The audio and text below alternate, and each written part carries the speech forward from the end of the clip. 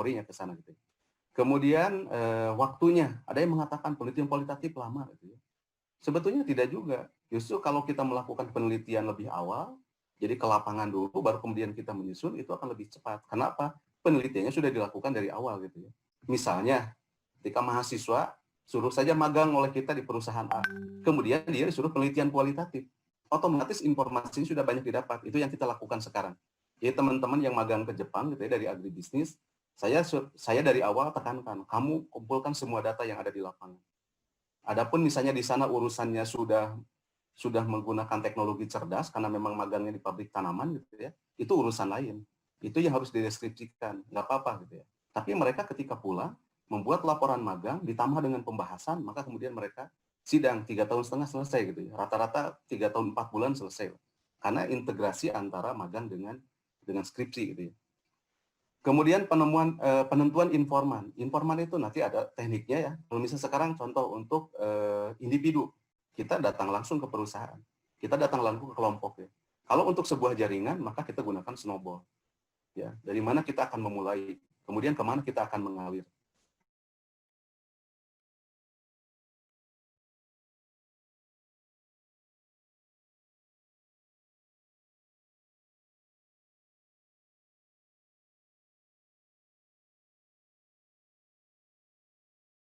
Sudah, Dokter. Oke ya. Kita masuk di tadi ya teknik pengumpulan data, jenis dan sumber data tadi ada primer, ada sekunder. Kemudian teknik pengumpulan data kita menggunakan 5W1H. Tentu saja sekarang bisa menggunakan alat bantu ya. Ada panduan, ada logbook, ada rekaman dan sebagainya. Kemudian teknik analisis. Dulu teknik analisis kita menggunakan apa yang disampaikan misalnya oleh para peneliti ya. Misalnya dari mulai pengumpulan, kemudian melakukan seleksi gitu ya, melakukan reduksi, kemudian penyajian gitu ya. Sekarang bisa menggunakan beberapa alat ya. Jadi bisa menggunakan untuk codingnya misalnya bisa menggunakan NVPO gitu ya. Kemudian kita juga bisa menggunakan misalnya kerangka dari sistem thinking misalnya gitu ya. Kita bisa menggunakan pendekatan untuk pemetaan, kita bisa menggunakan SNA atau CNA. Kemudian metode selanjutnya tinjauan ini metode nah setelah metode ya mohon maaf nih,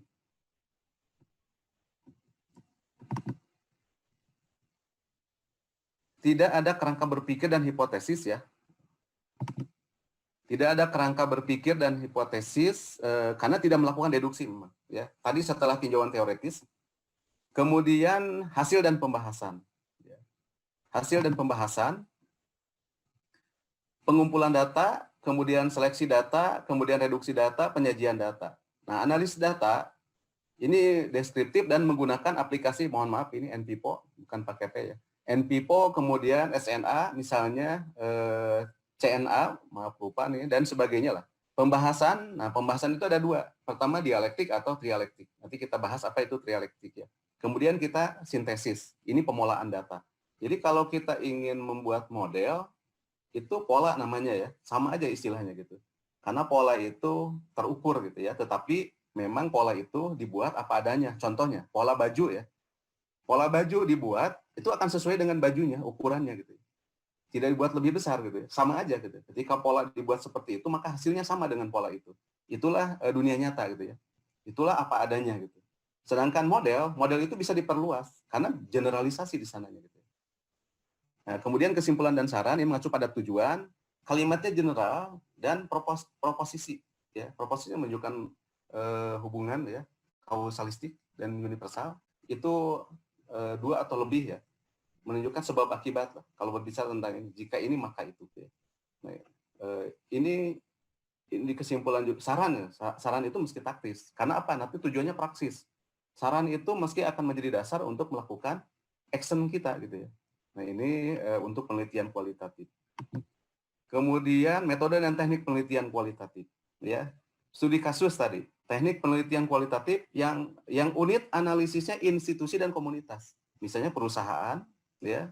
Kemudian komunitas, ya. Kemudian kelompok gitu ya, kelompok bisnis. Nah, ini kita menggunakan studi kasus, ya.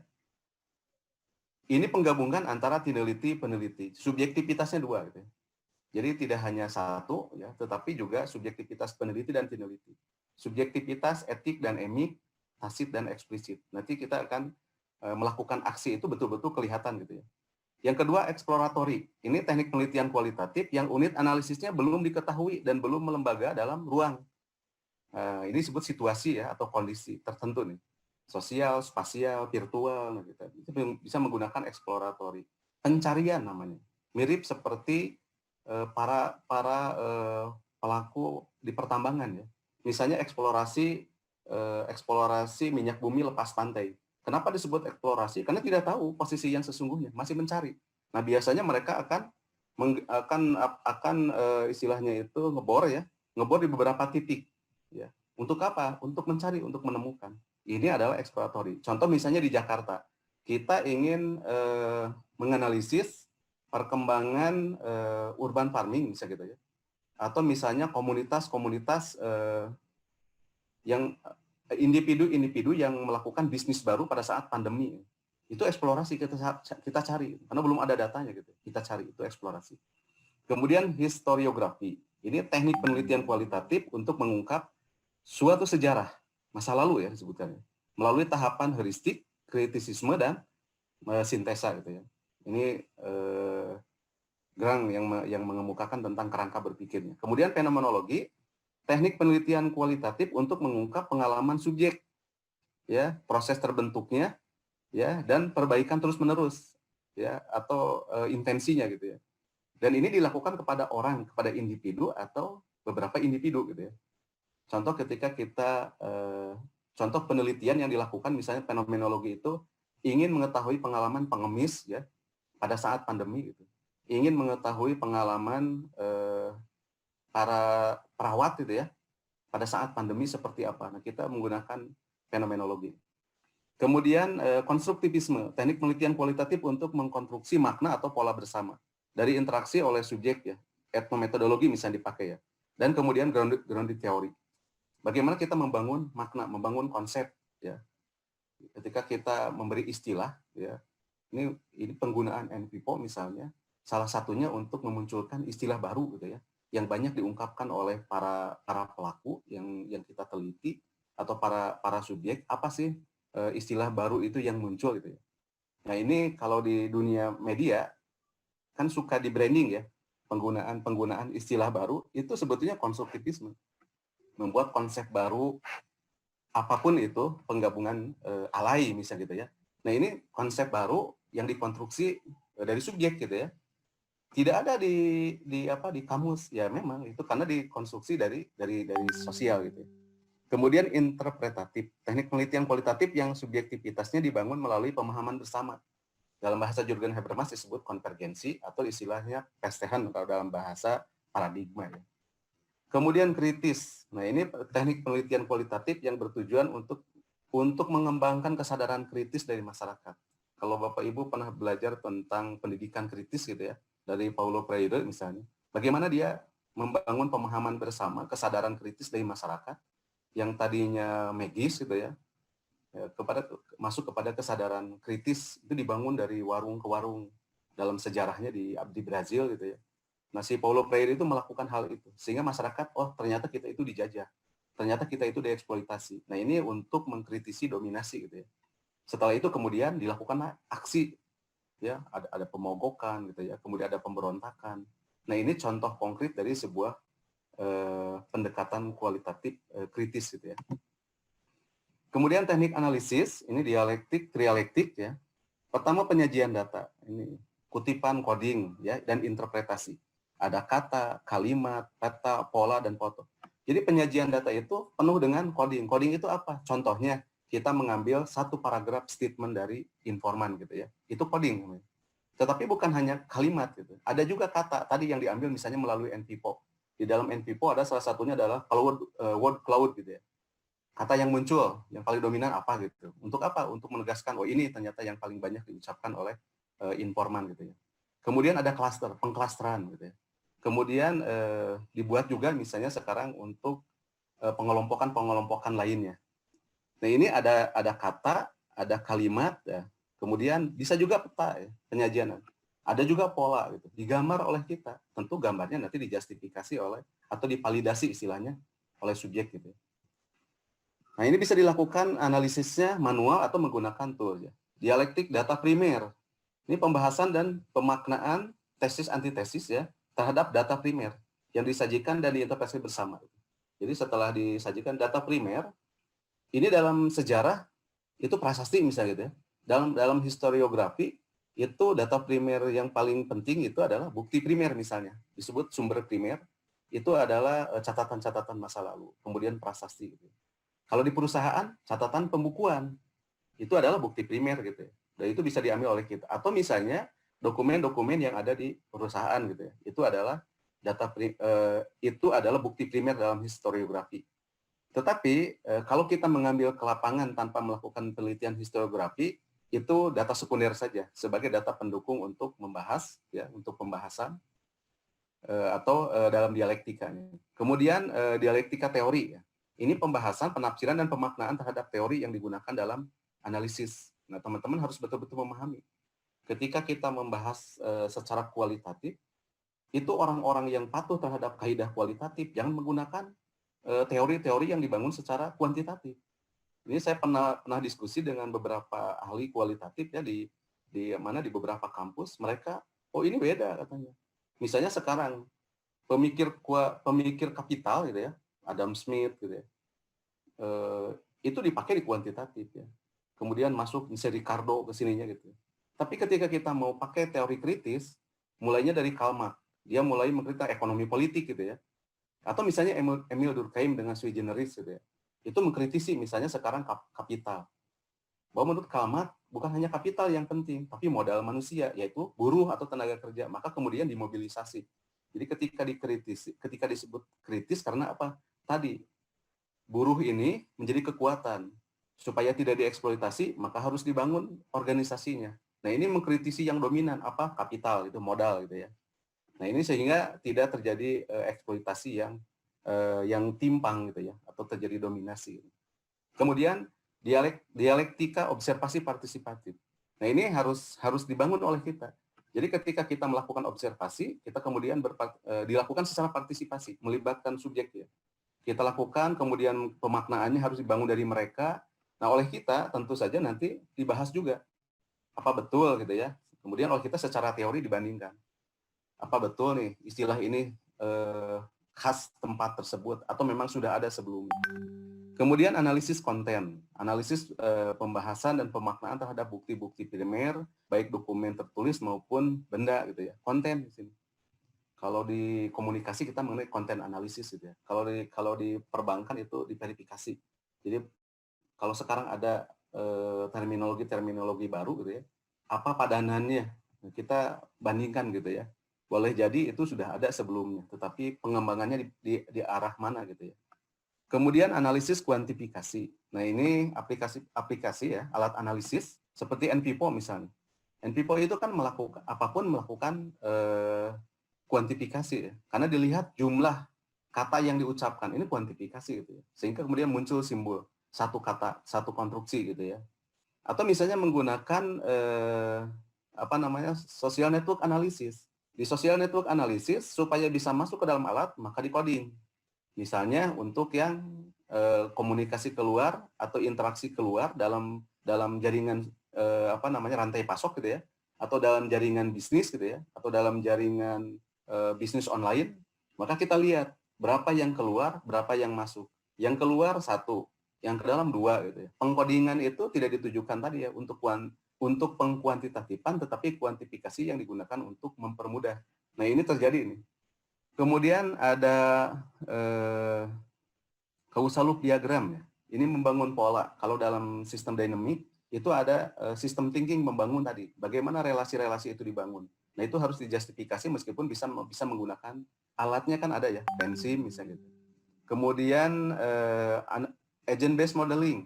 Ini juga sebetulnya pengembangan dari stakeholder analysis. Bagaimana sekarang model bisnis yang tadi misalnya triple helix gitu ya, itu dipolakan atau dipetakan dalam bentuk visual. Nah, ini bisa menggunakan alatnya. Salah satunya adalah agent based modeling atau stakeholder analysis gitu ya. Kemudian ada aplikasi digital lainnya. Kemudian analisis dialektika, analisis ruang ketiga, ya, kata Soja ini. Ini ruang virtual dan masyarakat maya, ruang dialog virtual. Jadi kita sebetulnya bisa melihat ya sumber-sumber yang bisa menjustifikasi kondisi di lapangan. Ini dalam rangka apa? Tadi pembahasan. Ya, kita bisa memanfaatkan ruang virtual. Kita cari nih, ada di negara lain gitu ya. Boleh jadi misalnya masyarakat komunitas bisnis di kota Jakarta itu sama dengan di Brazil gitu ya, atau sama di Norwegia gitu. Nah ini kita lihat dari sana, karena memang alatnya ada. Contohnya misalnya co-bisnis ya, itu co-bisnis consulting gitu, itu sudah ada tuh di virtual, dan kita bisa berdiskusi dengan mereka. Ini ada konsep baru, oh ternyata tidak baru gitu ya. Terutama untuk sumber-sumber primer ya, itu sekarang kita bisa melihat di ruang virtual. Sejarah sebuah perbankan gitu. Mungkin kita tidak perlu melakukan wawancara, tapi kita mencari sudah ada. Nah, bagaimana nanti mendialektikan secara teori ya, mendialektikannya bagaimana nih? Apakah betul ini? Jangan-jangan kalau di Wikipedia kan tidak direkomendasikan ya karena banyak yang nambah gitu. Jadi kalau misalnya orang terlalu banyak nambah, nantinya biasnya terlalu tinggi. Tapi cari sumber primer utamanya di virtual itu. Nah ini butuh verifikasi. Validasinya, saya pikir ada validasi subjek, validasi teori. Contoh validasi subjek, ketika kita membuat model bisnis, maka model bisnis itu harus divalidasi oleh subjek atau oleh pelaku. Jadi kita datang setelah membangun pola, tentu didasarkan kepada masukan dari subjek ya. Kemudian datang lagi ke perusahaan. Apakah seperti ini yang diharapkan? Oh ternyata kata mereka kurang nih, di sini harus dilengkapi. Nah itu adalah salah satu bentuk validasi dari subjek gitu ya. Kemudian ini tidak terhindarkan dalam kondisi pandemi ya. Penelitian kualitatif juga bisa berbasis data sekunder ya. Jadi saya melakukan misalnya pemetaan tentang sejarah padi dalam 2000 tahun di Indonesia. Kita tidak melakukan wawancara primer ya, tapi kita menggunakan data-data sekunder. Contoh yang lain adalah bagaimana perkembangan sejarah UMKM di Kota Tasikmalaya. Dari sejarahnya gitu ya. Nah, ini juga kualitatif. Gitu. Jadi kita mengumpulkan sumber-sumber primer, bukti-buktinya dari ruang virtual. Kita pakai dialektik juga gitu ya. Nah ini kita ambil, jadi ada dari media gitu ya, ada dari buku ya, atau dari catatan-catatan lainnya. Nah ini kalau kita lihat ada data mentah ya, data primer yang masih acak-acakan nih dan belum bernilai yang tersedia di sumber kedua nih. Ada di BPS, di dinas, di kelompok ya. Kemudian di lembaga riset. Contoh aja misalnya di UMKM punya catatan gitu ya. Itu bisa menjadi sumber bagi kita. Kemudian di peneliti gitu ya. Kemudian data setengah jadi lah. Ini data primer yang telah diolah, ditabulasi gitu ya, atau digambar. Sudah berbentuk nih ada. Tidak semua data sekunder itu merupakan hasil kuantifikasi. Tidak ya. Dalam sebuah perusahaan, data sekunder itu adalah pembukuan. Nah, kita penelitian bisa mengkaji itu dari sumber itu ya. Bagaimana kita memahami sebuah jaringan dari Facebook? Karena di Facebook itu sudah ada. Ya, kalau kita klik gitu ya, maka si social network analisisnya itu keluar, meskipun arahnya belum jelas. Mana yang paling banyak berkomunikasi? Siapa yang menjadi key personnya gitu. Nah ini bisa diolah oleh kita. Data jadi atau informasi ya. Halo? Iya, dokter.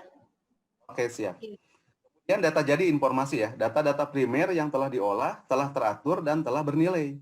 Ini sifatnya metadata. Jadi kalau metadata itu analisis ya, metadata itu bisa memanfaatkan hasil penelitian kualitatif. Misalnya ada penelitian koperasi di Jakarta atau penelitian startup gitu ya, yang tadinya terpisah-pisah. Nah, oleh kita dilihat metadata itu bisa melihat trennya gitu ya, seperti apa perkembangannya. Nah, ini diambil dari jurnal misalnya, diambil dari lembaga penelitian boleh gitu ya, atau diambil dari ruang-ruang maya ya. Kemudian informasi tertulis, ada outlook, ada review, ada profil, laporan tahunan dan sebagainya. Kemudian ada informasi visual. Ini yang jarang dipakai. Ini data sekunder juga ya. Gambar, sketsa, grafik, diagram gitu ya, peta, foto ya, billboard, spanduk. Nah, ini alat-alat ini ya termasuk leaflet, baliho gitu ya, running tag, kemasan, iklan visual dan sebagainya bisa dipakai juga. Kemudian yang bersifat audio gabungan dan audio visual. Rekaman film gitu ya, YouTube, Megatron, TikTok gitu ya, dan sebagainya. Ini menjadi sumber untuk penelitian tadi. Bukan hanya untuk kuantitatif, untuk kualitatif pun bisa gitu ya. Nah, ini dalam kondisi pandemi misalnya. Nah, ini meta analisis yang bisa kita lakukan, analisis deskriptif. Analisis perencanaan wilayah. Nah, ini meskipun kuantitatif ya, tetapi basisnya adalah sekunder. Sebetulnya kalau dilihat ini analisis kuantitatif tapi deskriptif basisnya. Kemudian analisis kecenderungan, tren, analisis demografi, analisis akses, ya, analisis supply demand dan sebagainya.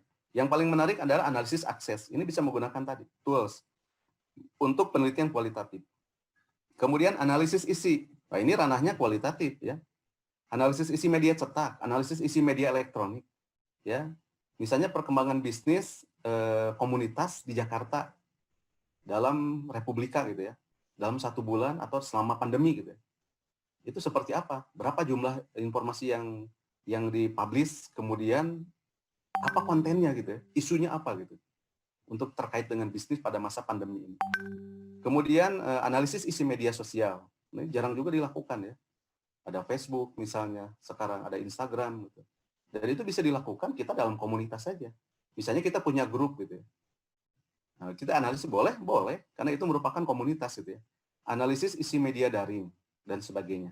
Kemudian analisis literatur. Ini analisis literatur itu analisis terhadap literatur, jurnal. Nah, ini sebetulnya metadata yang intinya. Justru garansinya lebih kuat. Ada 10 penelitian misalnya tentang startup bisnis di Jakarta. Kita tahu lah misalnya 5 kilogram. Siapa yang tidak kenal startup agribisnis ini ya? Dia bisnis agro gitu ya. Tetapi terpuruk juga gitu ya. Ini kenapa nih? Mungkin secara historis kita cari. Ya, informasinya bisa dicari langsung ke informannya di 5 kilogram atau melihat perkembangan di mana di media virtual gitu ya. Nanti kita lihat. Kemudian pemetaan sosial, pemetaan pasar, pemetaan potensi ya, pemetaan wilayah, pemetaan komoditas, pemetaan bisnis pada saat pandemi contohnya. Itu bisa dilakukan di sini. Menggunakan apa tadi? Ada SNA, ada CNA gitu ya. Kita menggunakan tools yang lain yang sifatnya lebih visual, misalnya pemetaan. Ya, sekarang GIS itu kan Geographic Information System itu sudah digabungkan. RC dan sebagainya gitu ya. Itu bisa dipakai oleh kita. Nah, ini penggunaan tools-tools ini sudah masuk tadi ya di teknologi baru gitu. Analisis pola perubahan iklim, pola migrasi, pola komunikasi, pola penggunaan sumber daya ya. Kemudian pola distribusi dalam logistik ya sekarang misalnya dalam masa pandemi. Kemudian pola perilaku konsumen, pola konsumsi. Nah, ini menarik nih. Kemudian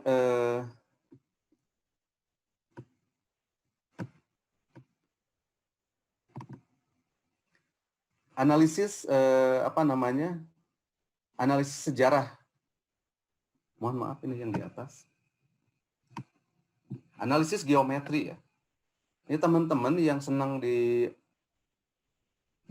desain visual gitu ya. Mungkin hal yang baru lah. Kalau saya seperti tadi, kita buka mata kuliah estetika agribisnis. Isinya apa sih? Contohnya misalnya aplikasi seni, desain, arsitektur gitu. Salah satunya adalah misalnya analisis semiotika tentang simbol-simbol. Ya, kenapa Telkom menggunakan simbol ini? Apa yang ingin dituju? Pemaknaannya ada. Bongkar aja secara metafornya apa gitu ya. Ini analisis metafora. Membongkar makna di balik sebuah simbol gitu ya. Analisis praktal yang tadi. Kita menganalisis peluang-peluang desain ya untuk pakaian, misalnya untuk rumah, bangunan dan sebagainya. Bagaimana kita mendapatkan pola-pola yang bagus? Silahkan dilihat dari fraktal ini ya. Kita lihat fraktal untuk tanaman misalnya. Ini unik ya. Saya pernah diskusi dengan seorang pengrajin bordir ya di Tasikmalaya. Dari mana desain bordir mereka dapatkan itu? Ternyata dari corak-corak yang dibangun oleh kumbang-kumbang yang ada yang ada di pinggir pantai itu di pasir. Ketika ada 1000 kumbang, ternyata itu ada 1000 corak. Dia foto, masukkan ke desain visual. Dia pakai apa namanya komputer gitu ya. Maka hasilnya sangat bagus. Itu diambil. Jadi si fraktalnya keluar gitu ya. Nah, ini menarik bahwa mereka dapat ide dari ruang gitu ya. Kemudian analisis simbol, analisis gambar, analisis desain, analisis paralelism. Paralelism contohnya adalah Dagadu ya. Dagadu itu sebetulnya dia mempermainkan majas gitu ya. Nah, ini sebetulnya kualitatif dalam berbisnis. Ya, orang jarang pakai nih. Majas itu dipakai dari sastra ya. Tetapi ternyata orang yang jago untuk paralelism dia bisa menjadi sebuah bisnis baru gitu ya. Dia memasuk kata-kata gitu ya. Misalnya kalau saya memikirkan misalnya green cloth gitu ya. Kaos hijau, kaos yang isinya di belakang seperti Dagadu atau jogger gitu ya. Tetapi isinya berupa kampanye lingkungan. Ini belum ada, tapi dia semuanya isinya tentang kampanye lingkungan, tentang kampanye misalnya pertanian gitu ya, kelautan, kehutanan gitu. Kemudian analisis sejarah, ini analisis historis ya. Ada pertaniannya, ada komoditas, ada kelembagaan, kemudian ada UMKM misalnya, kemudian ada komunitas dan sebagainya. Ini adalah analisis untuk sejarah yang memungkinkan digali dan itu tidak harus selalu observasi. Ya, jadi ketika kita ingin memetakan sebuah sejarah bisnis, sebetulnya kita bisa mengumpulkan berbagai sumber. Ada buku gitu ya, ada informasi di ruang maya gitu. Kemudian ini yang terakhir ya, bahwa penelitian kualitatif tadi tentang curiosity itu tidak harus selalu kualitatif dan kuantitatif. Ya, penelitian kualitatif bisa juga diarahkan kepada desain kekaryaan. Ya, kalau kita hanya menggunakan fenomenologi ya, kita hanya menggunakan satu yang tampak saja, kita tidak akan menghasilkan apa-apa dari penelitian kualitatif. Bagaimana action itu dibangun ya, ketika melakukan penelitian kualitatif, maka kita harus memikirkan tentang sebuah inovasi. Nah, sistematika desain kekaryaan. Jadi di kami itu di agribisnis gitu ya, ada penelitian kuantitatif, ada penelitian kualitatif, ada penelitian kekaryaan. Jadi pengembangan inovasi gitu ya.